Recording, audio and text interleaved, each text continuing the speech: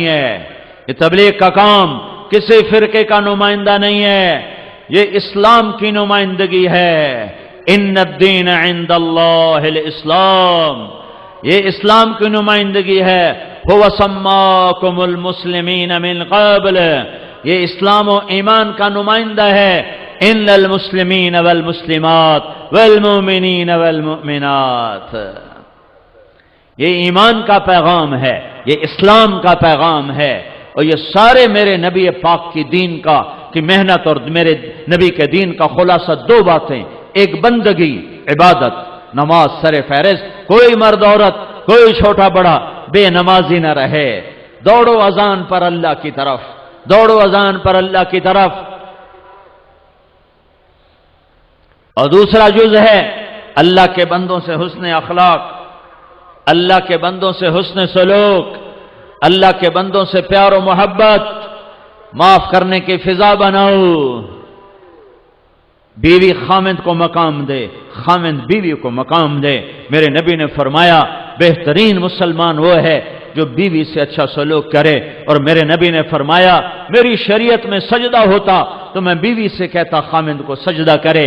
ماں باپ کو مقام دو، میرے نبی نے فرمایا ماں باپ کو صرف صبح ایک نظر دیکھ لو تو شام تک جنت کے 2 دروازے تمہارے لیے کھول دیے جاتے ہیں، شام تک 2 دروازے تمہارے لیے کھل گئے۔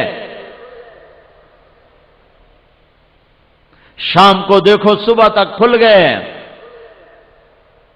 میرے نبی نے فرمایا جس کو اللہ نے 2 بیٹیاں دیں، 3 بیٹیاں دیں، اس نے ان کی شادی کی، وہ جنت میں میرا ساتھی۔ ایک شخص نے کہا یا رسول اللہ 3 نہ ہوں 2 ہوں تو پھر؟ آپ نے جس نے 2 کو رخصت کیا وہ جنت میں میرا ساتھی۔ ایک نے کہا یا رسول اللہ یہ ہوئے ایک کو دوئی دی امید بھی نہ ہوئے تو مڑ کی کریے؟ تو آپ نے کہا جس نے ایک کو اٹھایا، جس نے ایک کے ہاتھ پیلے کیے وہ جنت میں میرا ساتھی۔ میرے نبی نے فرمایا جس کو اللہ نے 2 بہنیں دیں اس نے بہنوں کا حق دیا۔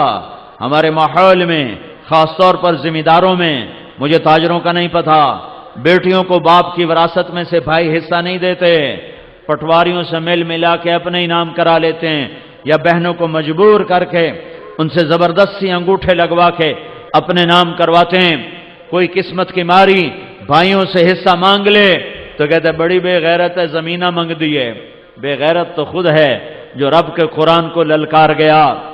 جس چھاتی کا دودھ بیٹے نے پیا اسی چھاتی کا دودھ بیٹی نے پیا، جس گود میں بچہ پروان چڑھا اسی گود میں بچی پروان چڑھی۔ پر یہ ظلم و ستم ہے ہمارے معاشرے کا کہ بہنوں کو حصہ نہیں دیا جاتا، بہنوں کا حصہ زبردستی لے لیا جاتا ہے، یہ ہندو رسم ہے۔ میرے نبی نے فرمایا جس کو رب نے 2 بہنیں دیں اور اس نے ان کا حق ادا کیا اور ان کی شادی کی اور شادی کے بعد بھی ان کے سر پہ ہاتھ رکھا تو اس پہ جنت واجب ہو گئی۔ بہنوں کو حصہ دو ورنہ رزق حرام ہو جاتا ہے۔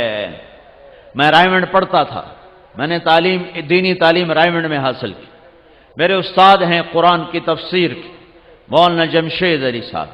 میں اپنے گھر سے اپنے باغ میں سے شہد اتروایا اور ایک بوتل لے کر گیا ان کی خدمت میں۔ 1977 کی بات، 77-78، 10 روپے دی بوتل آ جاوے شہد۔ میں نے کہا حضرت میں آپ کے لیے شہد لایا ہوں۔ فرمایا کہاں سے لائے ہو؟ میں نے کہا جی میرے اپنے باغ کا ہے۔ تو میرے استاد مجھ سے فرماتے ہیں تیرے باپ نے اپنی بہنوں کو زمین میں سے حصہ دیا تھا؟ ایک بوتل شہد ہے، تحقیق کتنی ہو رہی ہے؟ بہنوں کو حصہ دیا تھا؟ وہ یہ بھی تو کہہ سکتے تھے ماشاءاللہ جزاک اللہ، تھوڑی مسیطاں جو اعلان نہیں ہوتے پہ ماشاءاللہ جزاک اللہ، 5 روپے دے گیا، 10 روپے دے گیا، ماشاءاللہ جزاک اللہ، باہیں کسی دے گلے چو بھانتے لے کے دے گیا، سون تو دے گیا، ماشاءاللہ جزاک اللہ، ماشاءاللہ جزاک اللہ، آمن دیو آمن دیو۔ جس نے اللہ کو جان دینی ہوتی اس کے انداز اور ہیں۔ مجھ سے فرماتے ہیں تیرے باپ نے بہنوں کو زمین میں سے حصہ دیا تھا؟ میں کہا جی اللہ کا لاکھ لاکھ شکر ہے، میرے پیو دی بہن ہی کوئی نہ آئی، جو ہوندی تو کداں دیندا آئی، صرف 2 بھائی تھے بس، بہن آئی کوئی نہیں، ساڈی بڑی موج حلال ہے۔ تو پھر فرمانے لگے اچھا یہ بتا تیرے دادا نے اپنی بہنوں کو زمین میں سے دیا تھا؟ میں کہ میرے جمنے تو پہلے دے سوال تھا، مینوں نہ کرو، مینوں کیا پتا، میں تو دادے نو ویکھیا ہی کوئی نہیں۔ تو پھر ہنس پڑے، پھر فرمایا اچھا رکھ دو۔ جس نے اللہ کو جان دینی ہوتی ہے وہ اپنے اندر لقمہ لے جانے سے پہلے اتنے خیال کرتا ہے کہ بہنوں کو حق دینا کتنا ضروری ہے، کہ اگر چونکہ یہ تو ابھی وارث نہیں ہے، ابھی تو اس کا باپ زندہ ہے، اگر اس کے باپ نے، باغ تو اس کے باپ کا ہے، اگر اس کے باپ نے اپنی بہنوں کو زمین کا حصہ نہیں دیا تھا تو پھر یہ شہد حرام ہے، اس لیے یہ میرے پیٹ میں نہیں جا سکتا۔ تو میرے بھائیو بہت بڑا مجمع ہے، حالانکہ میں بہت تھکا ہوا تھا، سر درد سے صبح سے میں چل رہا ہوں، لیکن میں نے اس سے خیانت سمجھا کہ میں اپنی جان بچانے کے لیے بات تھوڑی کر کے اپنی جان بچا کے چلا جاؤں۔ میں نے کوشش کی ہے کہ دین کے جتنے ضروری پہلو ہیں میں آپ کے سامنے بیان کر دوں۔ پورا دین کون 3 گھنٹے میں بیان کر سکتا ہے، لیکن وہ بنیادی چیزیں جن کو اپنانے سے نجات ہو جائے گی انشاءاللہ، وہ میں نے کوشش کی ہے میں آپ کے سامنے پیش کر دوں۔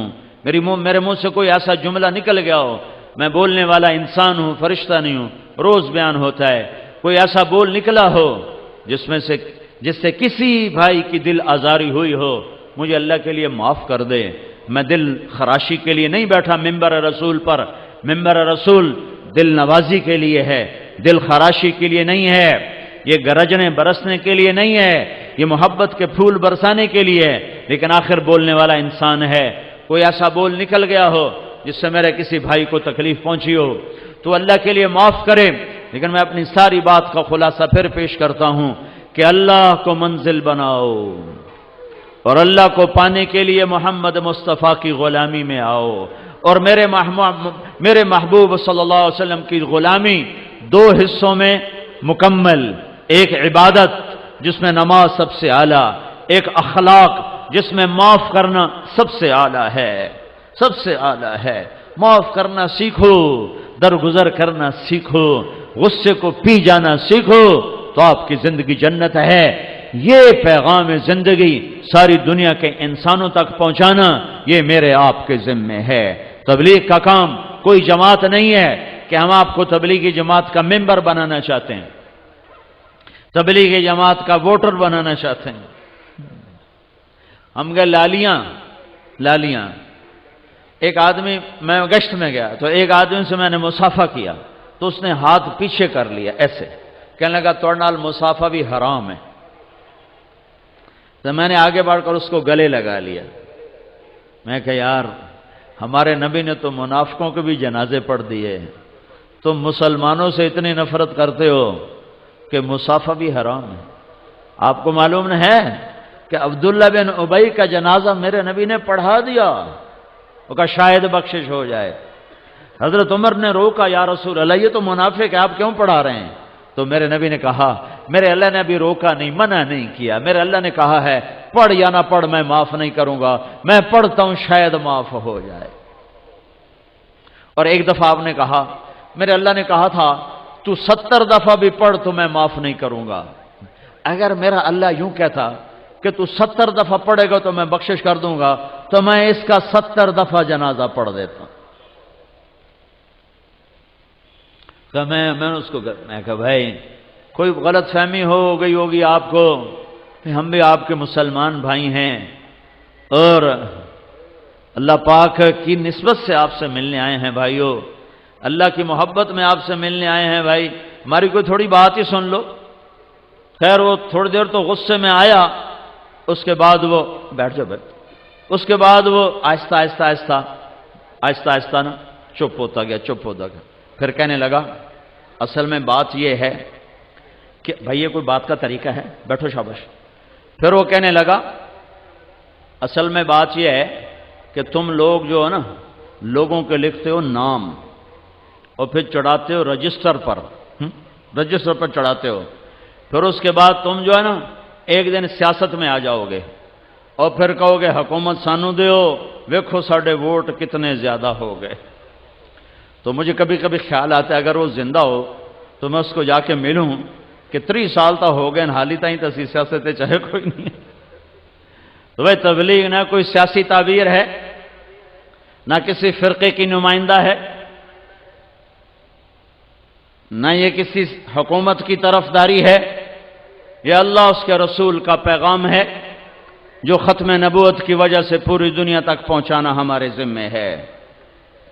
اس پر چلتے ہوئے اوروں تک پہنچانا، روزمرہ کی زندگی میں نماز زندہ کرو، اس زبان کو غیبت سے بچاؤ، ماں بیٹی بہن کی گالی سے بچاؤ، لوگوں کی پگڑیاں اچھالنے سے بچاؤ، اور لوگوں کو عزت دو چاہے بے عزت ہونا پڑے، لوگوں کو اونچا کرو چاہے نیچا ہونا پڑے، اللہ کی قسم اللہ تمہیں اونچا کر کے دکھا دے گا۔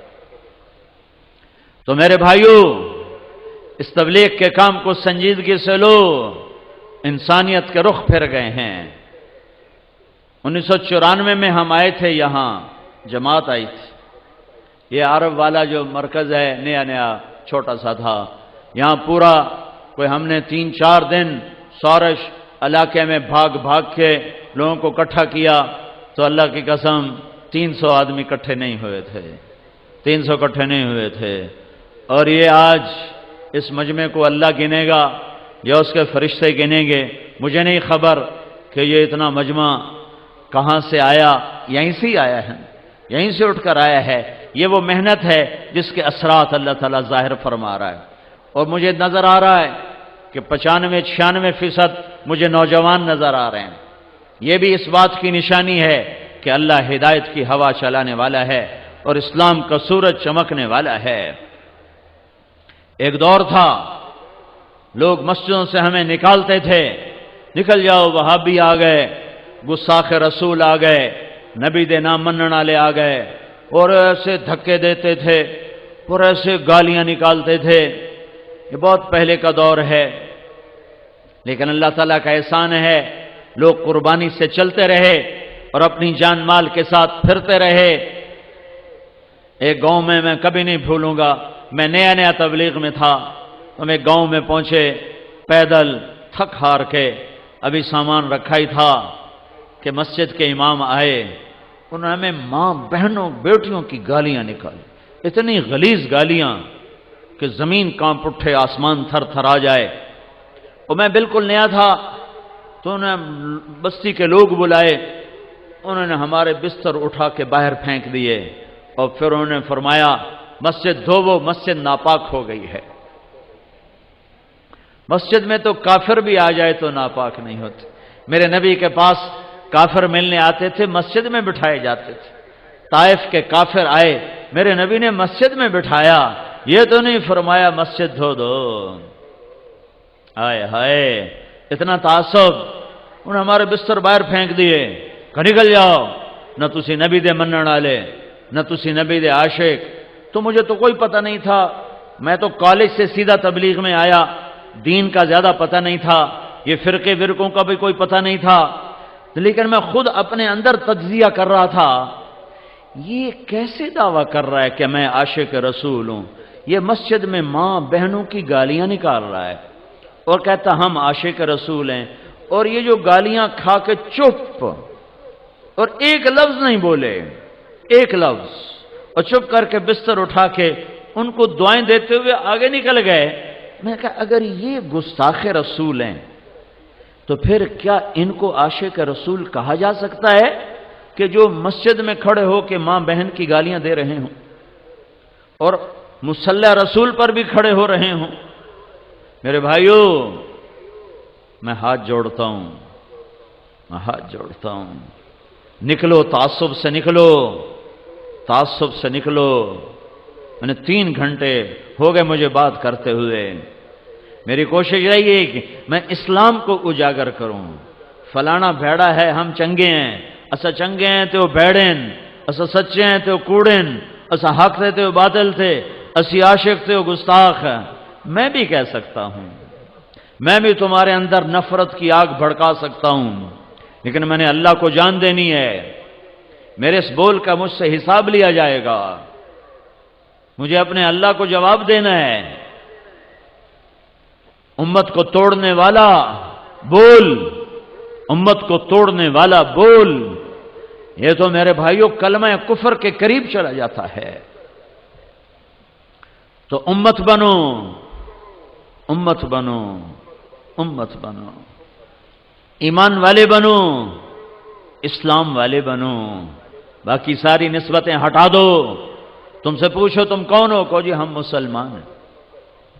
میں ایک جگہ تھا تو ایک ادھیڑ عمر شخص مجھ سے کہنے لگے پرانی بات ہے بیٹا تم کون ہو؟ تو اس نے چند فرقوں کے نام لیے، یہ ہو وہ ہو وہ ہو۔ میں نے کہا نہیں چاچا میں مسلمان ہوں۔ وہ اس کو ایک کرنٹ لگا، وہ کہنے لگا بیٹا میری اتنی عمر گزر گئی میں نے یہ جواب کسی سے نہیں سنا، تم نے یہ کہاں سے سیکھا ہے؟ میں نے کہا میں نے یہ تبلیغی جماعت میں سیکھا ہے۔ وہ ہمیں سکھاتے ہیں کہ ہم مسلمان ہیں اور ایک دوسرے کی قدر کرنا ہم پر فرض ہے، رائے کا اختلاف برداشت کرنا ہم پہ فرض ہے۔ تو میں سارے مجمع کے سامنے ہاتھ جوڑتا ہوں، ایک تو اپنے اللہ سے معاملہ درست کرو توبہ کے ساتھ، ایک اللہ کے بندوں سے معاملہ درست کرو معافی کے ساتھ، اور اس پاک پیغام کو لے کر دنیا میں پھرو۔ دنیا اللہ کے فضل سے آ چکی ہے ہدایت کے کنارے پر، اسلام کے کنارے پر، اور ہوا چلنے والی ہے۔ یوفی الصابرون اجرہم بغیر حساب، میں تیری امت کے صبر والوں کو بے حساب دوں گا۔ کوئی ضرب تقسیم کوئی، عارف والے میں جو عورت جو مرد تیری امت کا صبر کا دامن پکڑ گیا، بے صبرا نہ ہوا تو وعدہ تیری تو فیل، بے حساب، بے حساب، بے حساب، کوئی حساب نہیں ہے۔ اعلان ہوگا، اب اگلی اعلان ہوگا، فَلْيَكُمْ أَهْلُ صَبْرٍ، اب اللہ اعلان کرے گا فَلْيَكُمْ أَهْلُ صَبْرٍ، ہاں بھائی صبر والے کھڑے ہو جاؤ۔ تو کچھ مرد کچھ عورتیں ہیں کھڑے ہوں گی اسی امت میں سے، صبر والے آ جاؤ بھائی۔ تو ایک طبقہ آئے گا عورتوں کا مردوں کا، تو اللہ نا ان کی شان کو ظاہر کرنے کے لیے خود ہی اگلا قدم اٹھائے گا۔ فرشتے نے اگو کر دے اس کا، انہوں نے روکو، انہوں کو حساب دو۔ تو فرشتے کہیں گے او بھائی صاحب، او بھائی صاحب کدھر جا رہے ہو؟ کہا جنت جا رہے ہیں۔ کہا حساب دا دیتی جاؤ۔ اب سارا مجمع سن رہا ہے، کہیں گے ہمارا حساب ہے ہی کوئی نہیں، ہمارے رب نے کہہ دیا ہے بے حساب۔ تو وہ کہیں گے تم کون ہو؟ کہیں گے ہم صبر والے ہیں، صبر والے ہیں۔ کہا ہاں ہاں بے شک بے شک، صبر والوں کی یہی جزا ہے، تشریف لے چلیے تشریف لے چلیے۔ جیسے یہ نہیں پھاٹک کے اوپر کوئی آتا کہتا میں ڈی ایس پی ہوں، ہاں تشریف لے آؤ جی تشریف لے آؤ جی، میں ایس پی ہوں، میں فلاں ہوں، میں اچھا جی تشریف لے آؤ جی تشریف لے آؤ جی۔ تو اس دن اللہ کہے گا صبر والے، صبر والے، اوہا صبر والے۔ تو آ گئے وہ صبر والے۔ یہ صبر والوں کے ساتھ اور کیا ہوگا؟ یہ تو یہ ہو گیا کہ بغیر حساب، اگلا وہ یہ تو ہو گیا حساب کوئی نہیں، آگے دوں گا بے حساب، دوں گا بے حساب۔ وہ کیا ہے؟ اولئک یجزون الغرفۃ بما صبروا، بما صبروا، ان کے صبر کے بدلے میں ان کے لیے کچھ محل تیار کیے جائیں گے۔ محل، وہ محل کیسے ہوں گے؟ ان کے نیچے کوئی پلر نہیں، ستون، اوپر کوئی زنجیر نہیں، وہ ہوا میں لٹکے ہوئے ہیں، ہوا میں، اور وہ ایسے چلتے ہیں جیسے جہاز نہیں اڑتا، جہاز، وہ جہاز کی طرح پوری جنت میں اڑتے ہیں، پورا محل اڑتا ہے۔ تو صحابہ نے پوچھا یا رسول اللہ تو جب وہ ہوا میں ہوگا، نیچے پلر کوئی نہیں، اوپر زنجیر کوئی نہیں، دوے پاسو پوڑی کوئی نہیں، تو اتنے چڑھنا کیویں؟ تو میرے نبی نے فرمایا مثل الطیر، مثل الطیر، کہ تم دیکھتے ہو نا پرندہ زمین پہ بیٹھا ہوتا ہے تو اس کا جی چاہتا ہے میں اپنے گھونسلے میں چلا جاؤں، تو یوں پر ہلاتا ہے اور اڑ کر اپنے گھونسلے میں چلا جاتا ہے۔ یہ ایسے اڑ کے وہاں چلے جائیں گے اور وہ محل ان کو لے کر ساری جنت کی سیر کرائے گا۔